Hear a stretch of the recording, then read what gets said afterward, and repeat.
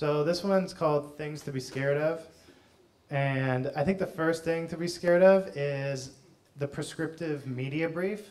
So whenever you get a brief that's just very specific about, you know, we need this to be a television spot, or we really need a social media idea, you know, we just need to question it. It may be, there are such things as client mandatories, but you don't want to sort of have that sort of prescriptive channel thinking baked in. You want that to be part of the solution.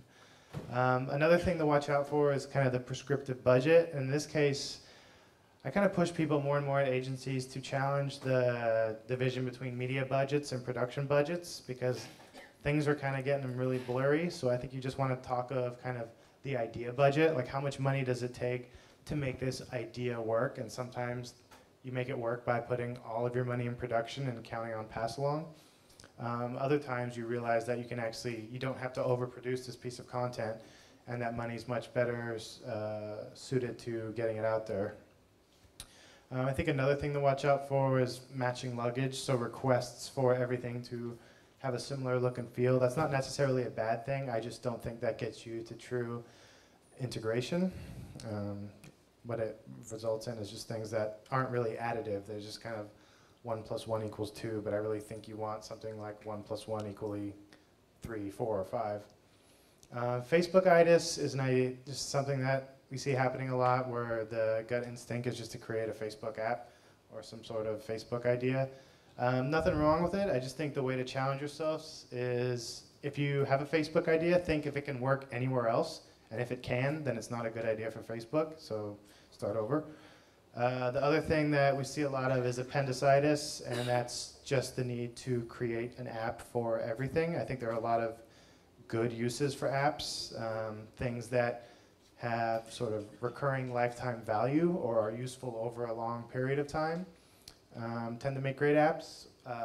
Games tend to make shitty apps for advertisers, because that marketplace is so competitive, you're just not going to really be able to get any traction there.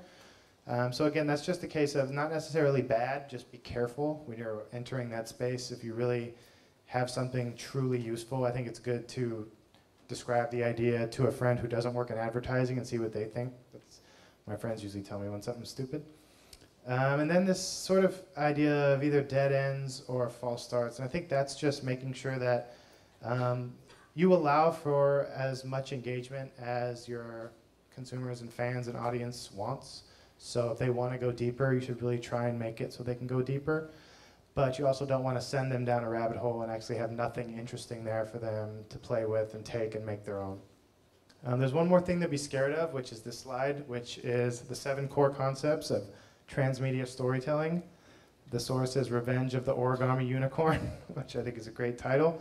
We could probably send this out later, or you can, yeah, this presentation will be available for everyone later, right? Okay, because we're running out of time.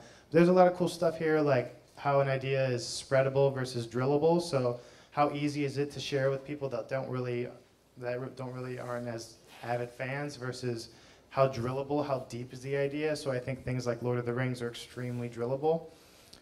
Something like immersion versus extractability. So immersion is when a consumer enters the world of the story, and the way to think of that is with theme parks. Whereas with extractability, the fan kind of takes aspects of the stories away in kind of a more tangible form, which could be items from the gift shop. And then something like performance, which basically is a big thing behind Trekkies, right? So that narrative has basically created an extension where leads to fan-based performances that actually become part of the Star Trek narrative itself. So there's a lot of cool stuff here. If you go to whatconsumesme.com, you could find this slide. And we are ending with an example. So this is an example that Max and I worked on. It's for a client called Foster Farms. I like this example because Foster Farms, basically, they only exist on the West Coast. They sell fresh chickens. You know, when you go to the grocery store and there's like those styrofoam packs with like fresh chicken, like shrink wrapped over them. Like that's what we sell. It's a total commodity market. And I like it because last year we did this campaign, I think, that worked really well. It's a weird category. It feels sort of low interest. It has a small budget. And I think, and you know, it's like owned by Ron Foster, who I am missing a meeting with to be here. It's like a very sort of like good values company that doesn't do crazy stuff. And I think oftentimes a lot of the examples we've been like, it's so great if you just like get your client really drunk and then give them an 8-ball and sell them this idea, they'll totally buy it. But this is sort of like a very like small, simple idea, but I think there's a story in it. There's lots of small elements. You'll find out like one of the most important elements was a piece of paper we wrote. The cost was to print it out a bunch of times. But I like it because it's not like one of those big sexy examples. So this is actually a case study video we did for an award entry, which we won, which is good. So we thought we'd just show you that because it sums up a lot of stuff. One thing to know about this is that the Foster Farms has a long-running campaign with these 2 foster imposters, who are these 2 chickens. Yeah, they're chickens. You're going to see a lot of chickens. Who try and trick people into thinking they're as good as Foster Farms chickens. And that was so there's kind of 2 existing characters, so you'll see them in here as well. How can a premium fresh chicken brand stay competitive against private label brands during one of the worst recessions in history? By creating a little controversy in the otherwise dull fresh chicken category. These chickens are being injected with salt water and chicken stock to increase weight, so customers have to pay more.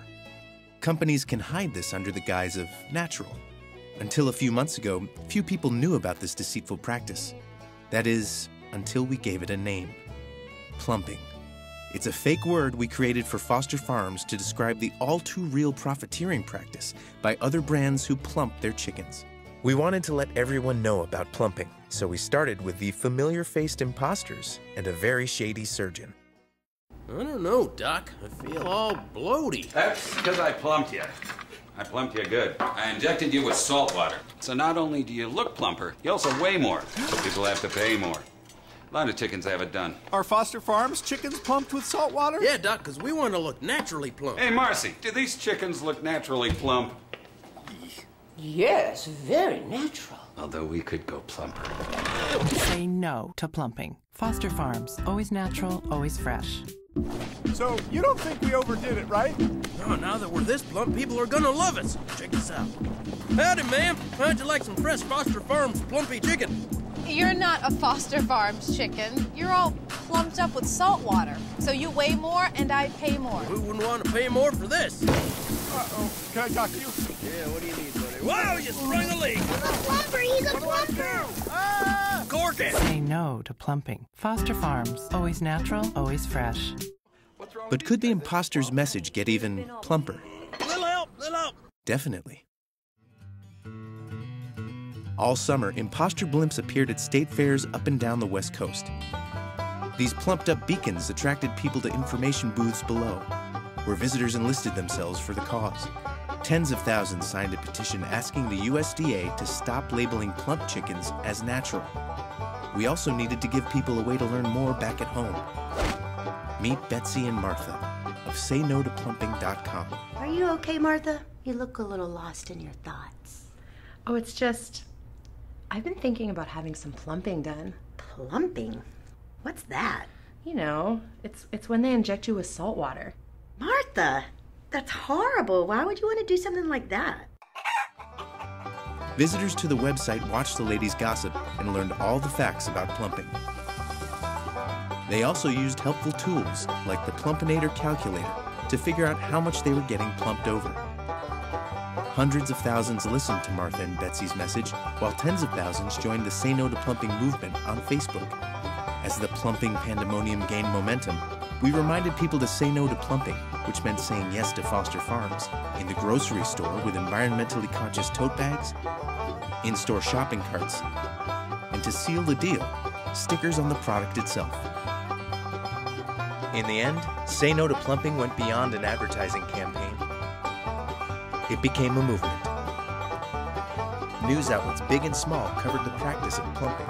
Perhaps most importantly, the campaign and the signatures we collected set in motion legislative change, spearheaded by Senator Barbara Boxer of California. USDA needs to immediately prevent sodium-injected chicken from using the natural label. Our families should not have to pay $2 billion for salt water that they don't know about, they don't want, and they certainly don't need. Say no to plumping. Say no to plumping. Say no to plumping. Say no to plumping. Pretty impressive for a made-up word that has become all too real on the West Coast.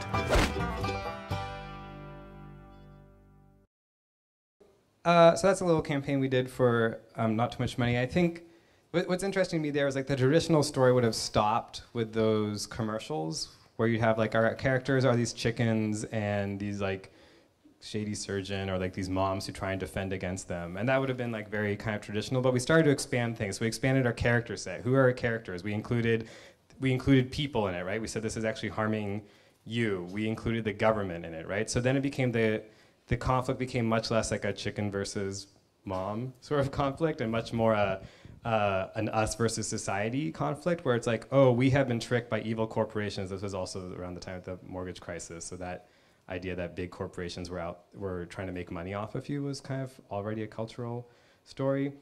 But we made that the story. So we said, this is about evil corporations trying to screw you and your family and kind of, slowly kill you by making you eat salt. And we expanded our list of characters. So the conflict became bigger, the plot became bigger. It started to involve more people. And honestly, we spent like 90% of our budget on TV. The way we made the plot bigger was by sort of like anticipating what would happen when people heard about this story. And so creating tools, things online for them to find and spread, going to where they were and making this seem like a cause and making the act of buying chicken feel more like a political act than a commodity act.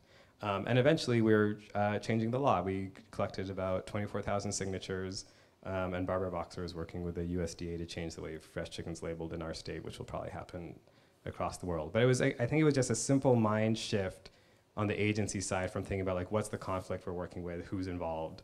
Because for the past 12 years we've had the account, we've always thought about like these imposters and what happens in the spots.